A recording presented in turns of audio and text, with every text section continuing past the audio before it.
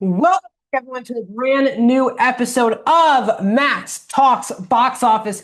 Here on Max Talks Movies, my name is Max Diddenberg. Today we're breaking down the final box office breakdown show in the month of June of 2026. That was June the 26th to the 28th, 2026. We're also looking at the overall numbers for the year so far, worldwide and domestic, and preview all of the movies hitting theaters in the month of July. So welcome back everyone to Max Talks Movies. Welcome you guys to the channel. And this is a pretty big episode, so let's get right into the box office breakdown show here today by starting with the domestic weekend of this past weekend, which was the 26th and the 28th of June. And Toy Story 5 is the number one movie of the weekend for the second straight weekend, only dropping 56% in its second weekend. Toy Story 5 brings in another $70 million, and it is up to $297 domestic, $585 worldwide. Currently, Toy Story 5, is on track to get to at least $1.2 billion, or what projections are saying.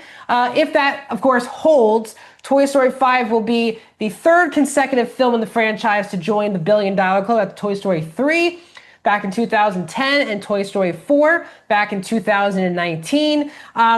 This film I think people thought it had better competition coming out this weekend. It absolutely did not. But Toy Story 5, really good, even though it opened huge. The fact that it did not drop more than 60% is a really strong hold for Toy Story 5. Now, it is going to get ultimate family competition starting on Wednesday with Minions 3. So we'll see how much Minions 3 cuts into Toy Story 5's continued box office, but I do believe both movies will be playing in theaters for many, many weeks to come. So expect soon Toy Story 5 to be in the billion-dollar club. It's already halfway there in just its second weekend. But the big story, guys, of the weekend is DC's Supergirl, and you can see the title of this video.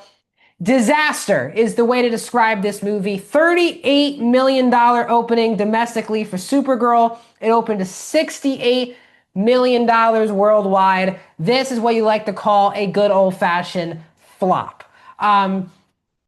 This DC, even like Star Wars nowadays, even more so than Star Wars, DC is such a passionate, either negative fan base or positive fan base with their films. It's kind of been like that post the Christopher Nolan Batman era level of films. Since the Snyder stuff started in 2013, people just have such strong opinions about DC. The Snyder fans have their fans, and James Gunn has his share of fans as well. But this was an absolute misfire from DC. Now, I think a lot of people want me to come on YouTube today and tell you right now that DC is done, and David Ellison's going to fire James Gunn once he officially merges Paramount and Warner Brothers, and James Gunn's on the hot seat, and DC's already done out of the gates. That's not true. Is this a major misfire? It absolutely is. Supergirl. The big reason why this movie is a misfire is this movie cost $175 million before advertising. So it needs to make around $438 just to break even.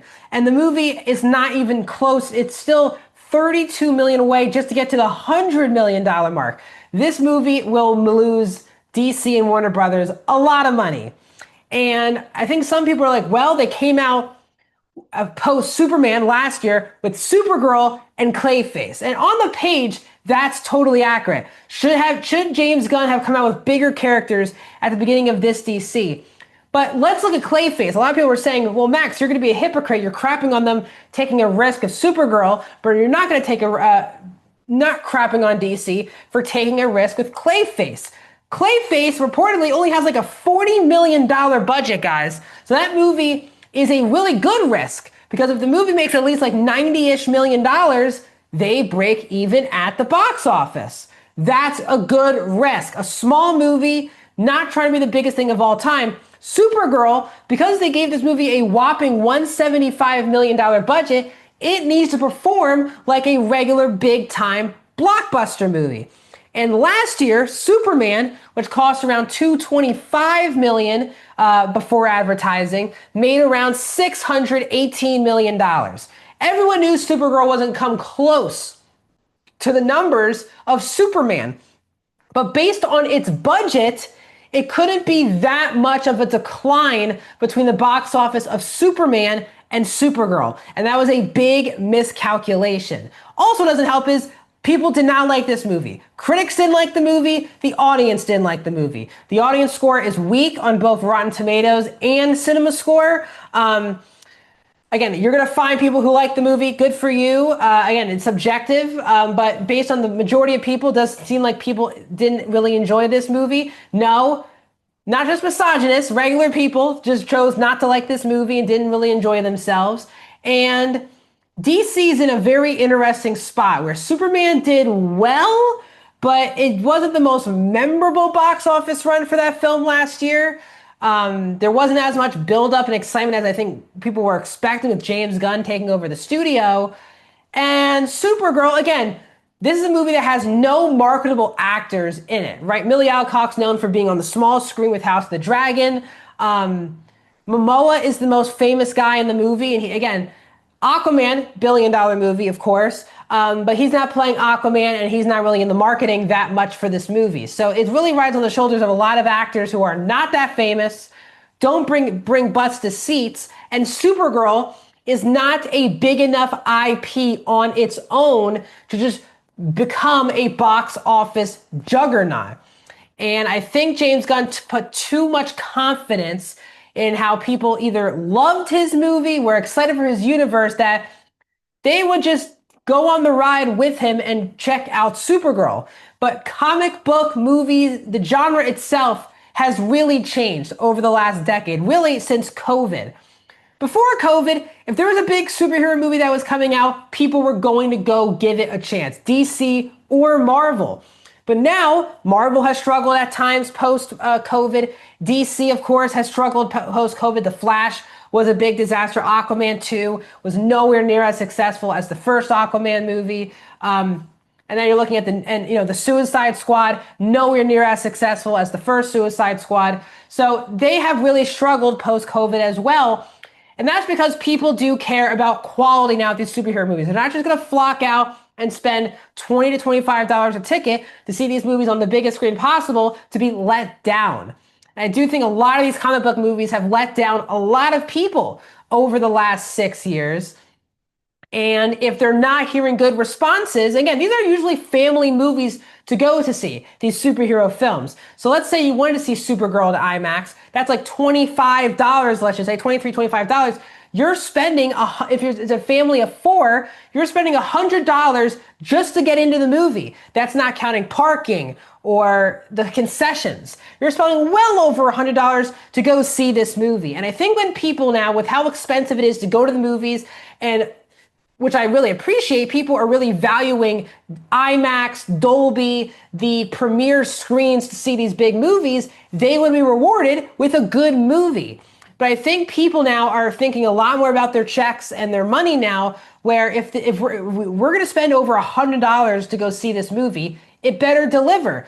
Toy Story 5 is a good example. That movie has, for most people, has absolutely delivered. Obsession and Backrooms, on those plot lines specifically, it's more Obsession, really delivered. But I'm talking from a blockbuster perspective, Supergirl really didn't deliver, not good word of mouth.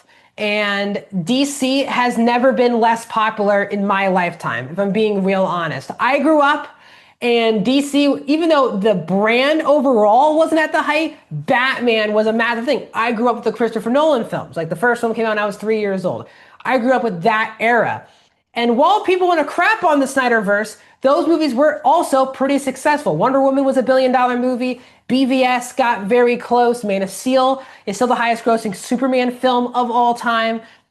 So those films were definitely more successful than these opening 2 outings for James Gunn. So it's going to be very fascinating. Yeah. Am I expecting Clayface to do amazing? No. But again, they have really good expectations because Clayface is a below $50 million budget, while this movie is nearly a $200 million budget. So budgets is very important. James Gunn, I think, needs to act more like an executive than an actual filmmaker now, because he is, again, running the studio. And I'll tell you this, you knew it was bad for Supergirl when also the other guy running the studio with Gunn, Peter Safran, his producing partner, had to come out on Saturday to make a statement about the disappointment of the box office. They were not messing around. They knew pretty quickly this movie was going to be a bomb. They got ahead of it PR-wise. So very fascinating what the future holds for DC moving forward. In third place this past weekend is Obsession. Yes, it's still number 3 in its 7th weekend, closing in on 2 months in theaters. Again, from Focus Features, dropping 26%. Another 9.8 million for Obsession is up to 233 domestic, 370 worldwide. Again, this movie's been in theaters for basically 2 months now. And this movie is still in the top 5, in the top 3 domestic right now.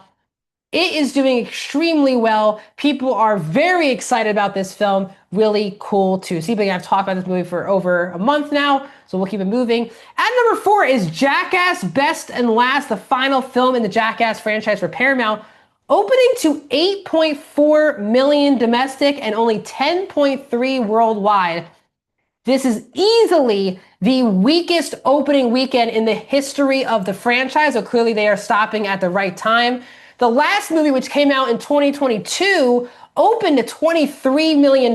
So this is a $15 million decrease just 4 years later, and that is a significant decrease. Again, I grew up with Jackass. I'm not sure this new generation has grown up with Jackass.